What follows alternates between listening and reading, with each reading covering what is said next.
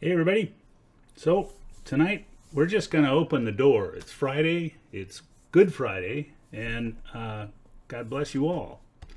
So in that vein, I thought I'd throw the door open for a quick question and answer session rather than opening up another map or doing another thing on rocks and minerals or weather or whatever. I'd like to let you guys ask me some questions, and so I'm going to go over to our little question reactor and see if we can get it to work tonight. You know, we've had a little bit of fun trying to get that kind of technology to work in the past. If not, we'll rely on cell phone. So right now I'm going to refresh the screen. Try again. There we go. Okay, we got you. So can you hear me clearly? That's first question. And then my second question is, what are your questions about gold prospecting? No politics, please. Or, you can talk about politics if it has to do with land rights, not the politics of other things. It's land rights as it pertains to gold prospecting. And I welcome that dialogue. So let's see what we've got here. We do have 16 people on. All right. And we have 6 comments already. Let's get them on the wall here. So Bob Sheasley's here, North Carolina. Good evening, Bob. And Charles. Charles says the sound is good.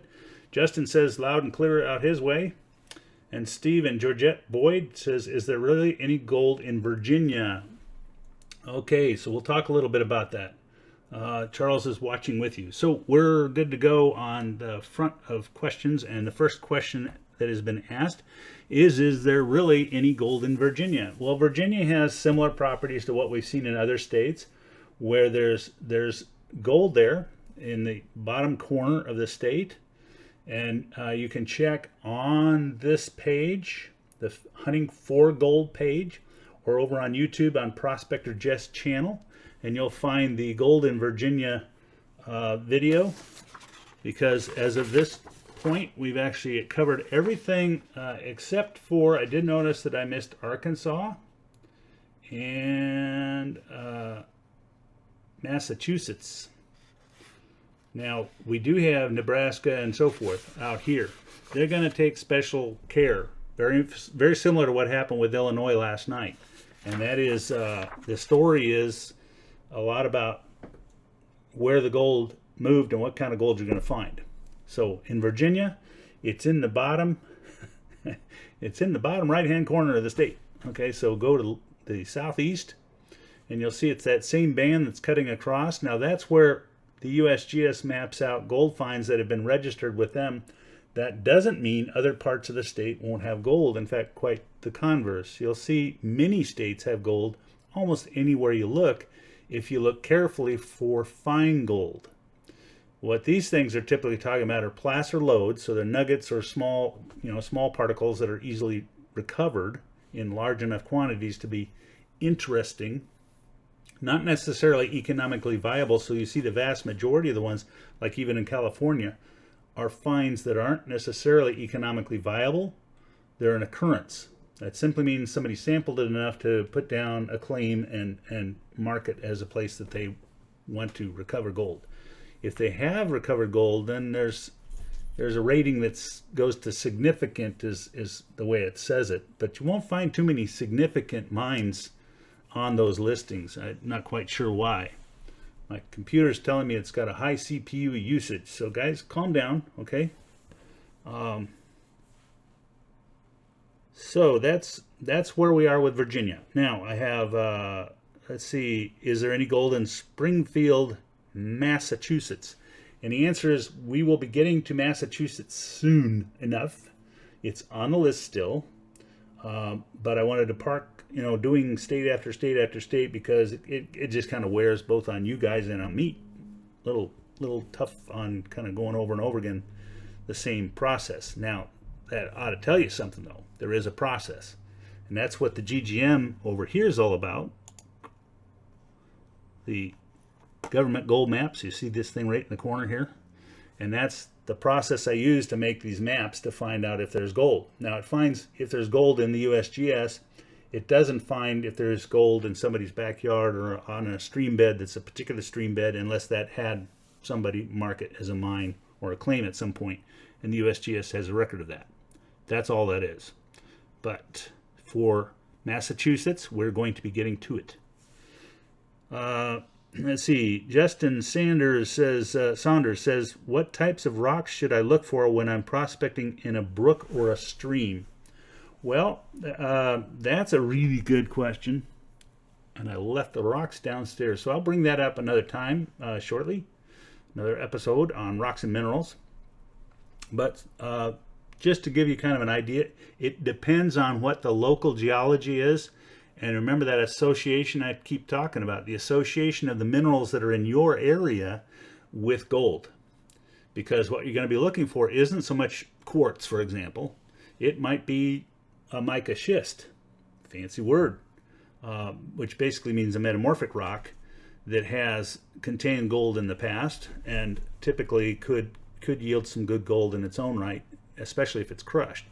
Now, those two are completely different regimes in terms of rocks and minerals. And the reason why I bring them up is that typically the quartz will go along with intrusions into igneous materials, and the other will go into uplifting and exposed materials that have to do with orogenic or mountain building activity, earthquakes and the like.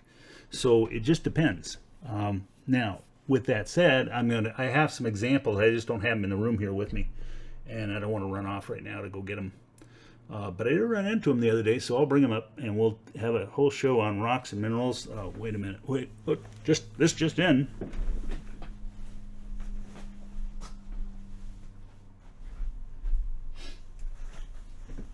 And we'll be comparing and contrasting rocks and minerals that are somewhat like these two. So notice the difference between them. And guess what? They're both the same rock. Quartzite. Okay? This one was a split open cobble from the stream bed that had, you can see the little pock marks, that was pyrite at one time.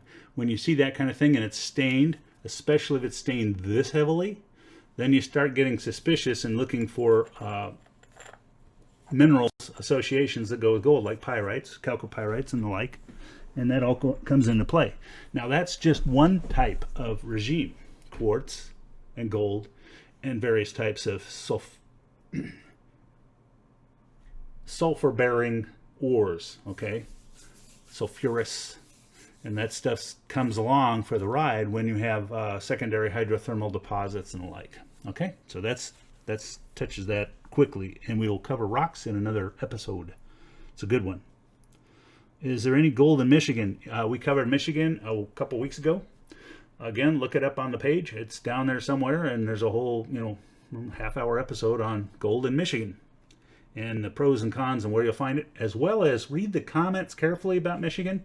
And those comments hold true for probably any state in the Midwest, because they tell you basically, most of the gold's found in the Upper Peninsula, but a couple of our fans here are finding gold in the Lower Peninsula in significant quantities using the right techniques. It all depends on what you're going after. But if you start looking for gold in, the key on those states is look at gravel pits and look for specific areas that have lots of cracks and we're essentially in the right alignment for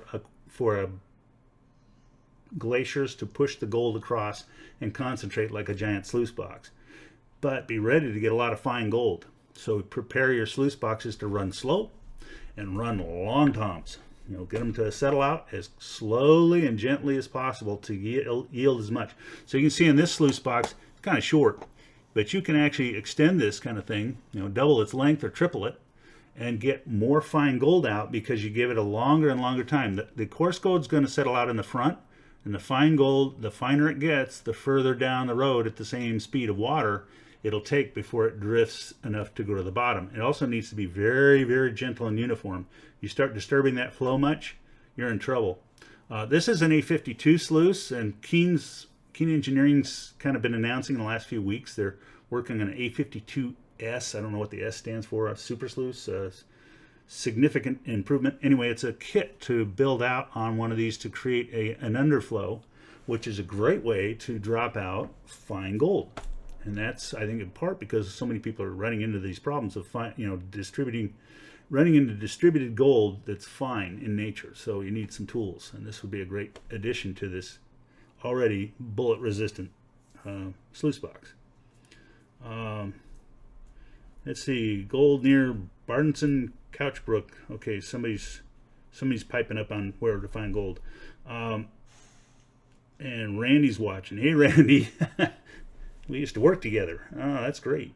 So, Bob Sheasley, waiting for the rocks and minerals. The show I found on an unknown to me square cube. Unknown to me square cube. I think you sent me a picture of that unknown square cube. Now, there's square cubes that are pyrite, and there's square cubes that are basically a form of hematite. And we'll get into that when we get into rocks and minerals. I'll show you some examples of the square cubes and how to tell hematite, magnetite, and pyrites apart, because it's all part of that same thing. The thing you're going to want to do when you're dealing with rocks is get into utilizing the rock testing procedures: streak test, cleavage, hardness, and acid testing, and there's a fifth one in that category, density. So when you look at these things, you put them into those 5 places. You can actually look up tables and kind of figure out what they are based on what those things are. Certain minerals will have, and there's also appearance. There's a bunch of other things to look at too. Luster, you name it. Let's see. So river rocks tell you if there is gold. So a river's rocks will tell you not so much if there is gold, but it will tell you what you're looking for when you're trying to look for the gold. It will also tell you the probability of gold. It'll, certain river rocks, can't see them in here, and I don't have it. I was going to show you guys a different picture tonight, but I had trouble finding it. I'll bring it up tomorrow night when we bring it up. And that is the thing I look at is, especially if you see green stones, or you see some of these gneiss and schist, these metamorphic rocks, and they have this staining of red or orange, kind of like I showed you with that one rock. Where is it? So when you start seeing these iron stains on everything, and it's bleeding down the side of the canyon wall from spots, that tends to be interesting, especially if those canyon walls have fissures that go of quartz or something that goes right down into the stream. Now you start looking downstream from that zone, looking for where it might have released in the past some gold, or upstream if there are fissures like that in the area. Where I do a lot of prospecting, that kind of area exists for about 20 miles. It's not a small place. And so all the streams around there tend to concentrate gold because it comes out of those rocks. Every time you get one of these storms, more comes out. Not just the rocks, it comes into the soil. It's sort of there from ancient history. Did a little prospecting around an erratic glacier stone. Going to go back this weekend. So again, with big glacial stones, the thing you want to look at is typically they will concentrate black sands around the rim and down underneath. You need to go to bedrock if you can, because any gold won't tend to be with that black sand. That black sand will tend to come from any flow that went through that area, and there will be a lot of black sands, especially if there's chance of gold. It'll be magnetite. What you're going to want to do though is go below that black sand, because the gold is much denser than the black sand.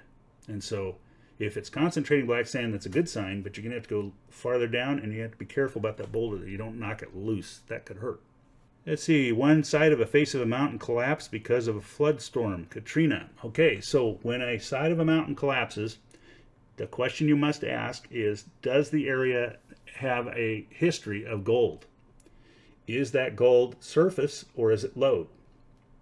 The only reason I say that is, if there's significance, like in these USGS maps, this GGM thing we're talking about right here, if you can map out the lode or placer mines in the area and they're uphill from where that thing collapsed in, there's a good chance there's some gold that rode that collapse down in, and as the floods from Katrina continue to wash that material, it would tend to flush it out and send it further downstream to concentrate.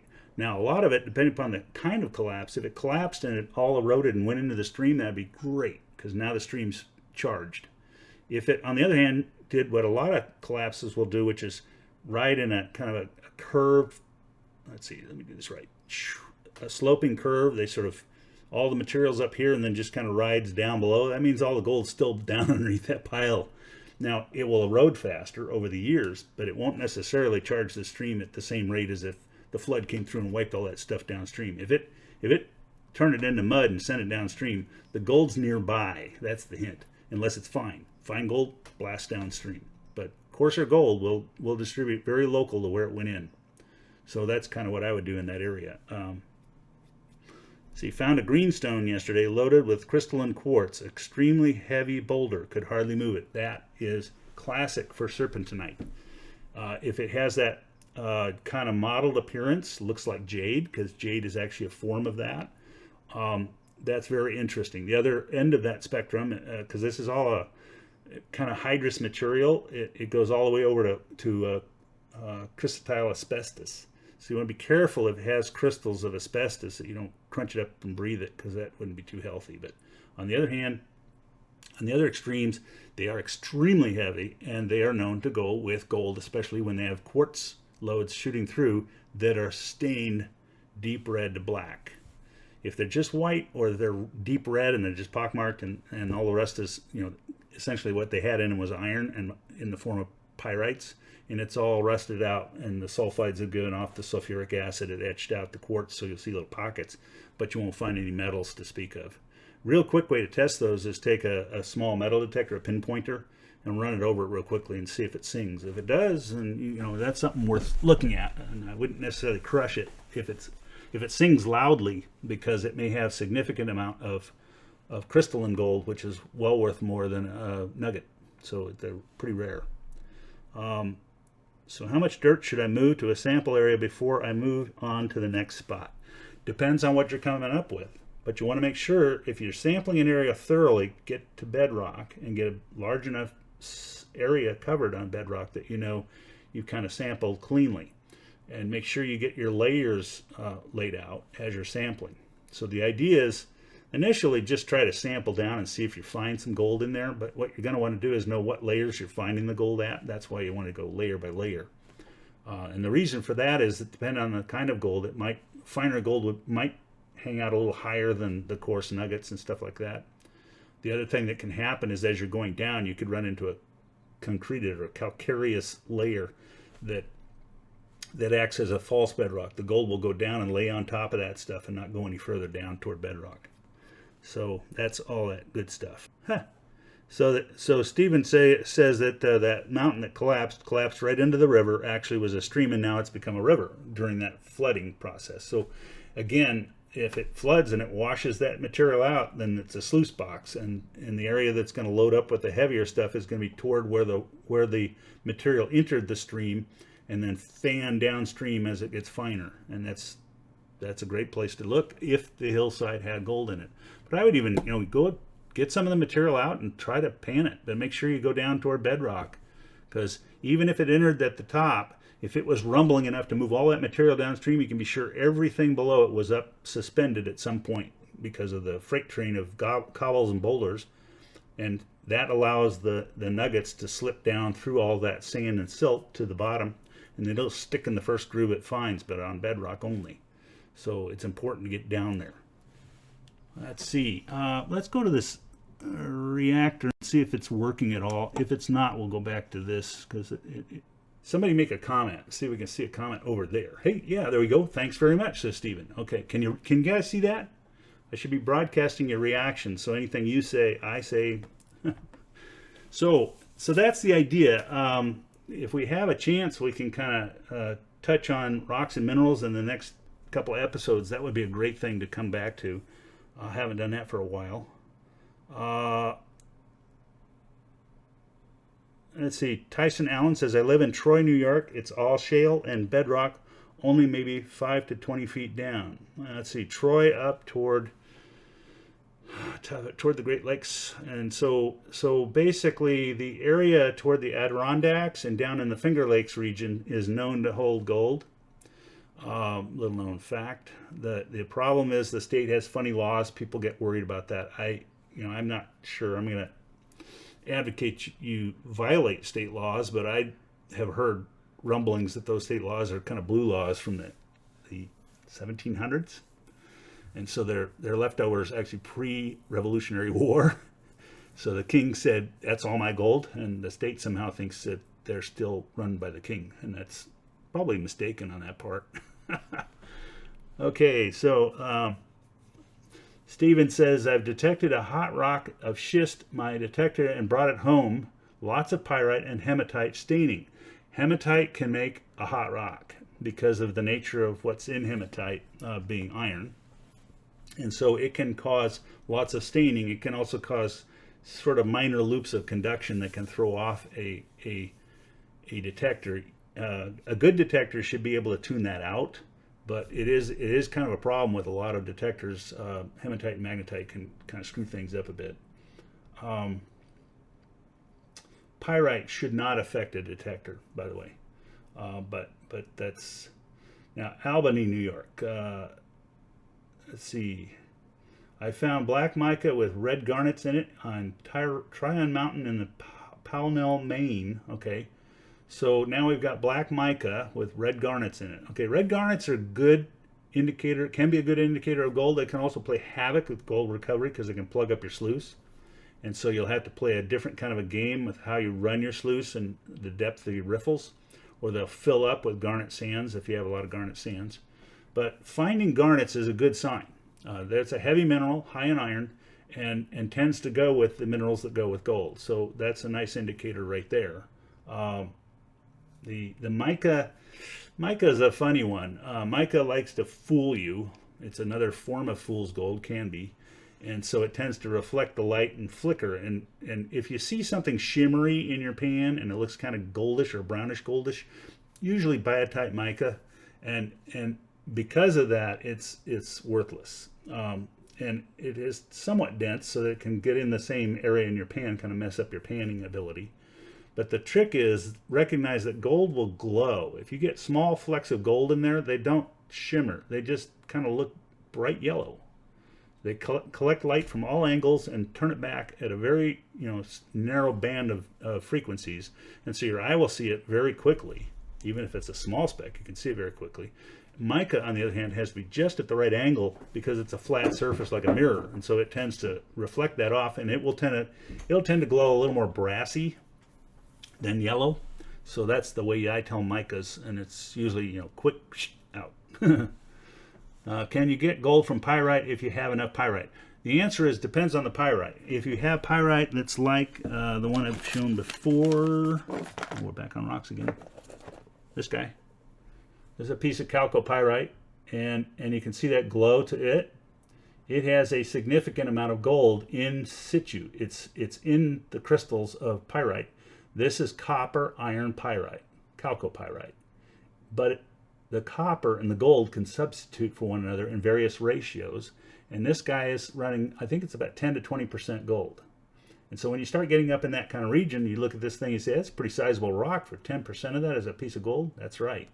You get enough of that ore, it's well worth going after. And that's the thing you want to recognize with pyrites. They're not all worthless. So, in fact, a lot of gold comes from just that kind of mining.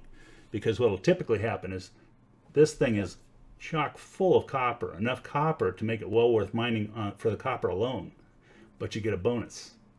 And that's the kind of mine you want to discover, because that'll make you wealthy. Any gold you found, you have to report it to the government, New York state law. Yeah, okay.